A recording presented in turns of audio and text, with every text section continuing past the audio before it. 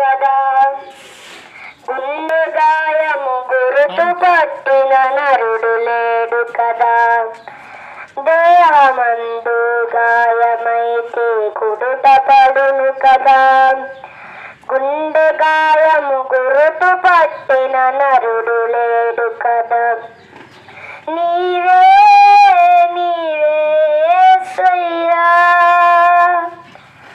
నా అంతరంగము తరచి చూసిన గాఢమైన ప్రేమవు, నన్ను భుజము పైన మోసిన అలసిపోని ప్రేమవు, నీవు లేనిదే నా బ్రతుకులో విలువంతు లేనే లేదయ్యా, నీవు లేనిదే నా బ్రతుకులో విలువంతు లేనే లేదయ్యా, కందని ప్రేమలోన భావమే నీవు, హృదయమందు పరవశించు గానమే నీవు.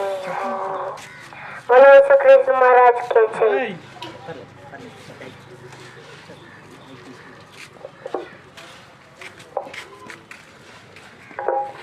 ప్రభును రక్షకుడైన యేసుక్రీస్తు నామములో గోరుమావిడి గ్రామస్తులందరికీ కూడా ఈ సాయంకాల సమయంలో ఒక విషయాన్ని మీ మధ్యకి చెప్పడానికి వచ్చాం. ప్రియదేవుని బిడ్డలారా, గ్రహించండి.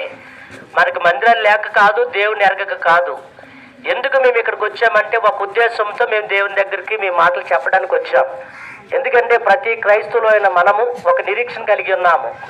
ఈ లోకంలో ఉన్న వారికేమో చావు అంటే భయము, క్రైస్తవులకు చావు అంటే భయం ఉండదు. కారణం ఏమిటని అడిగితే, యేసుక్రీస్తు ప్రభు వారు ఈ భూమి మీదకి వచ్చి మన అపరాధాల కొరకు సిలువలో మరణించి సమాధి చేయబడి తిరిగి లేచి 3వ దినాన పునరుత్థానుడై సజీవుడిగా భూమి మీద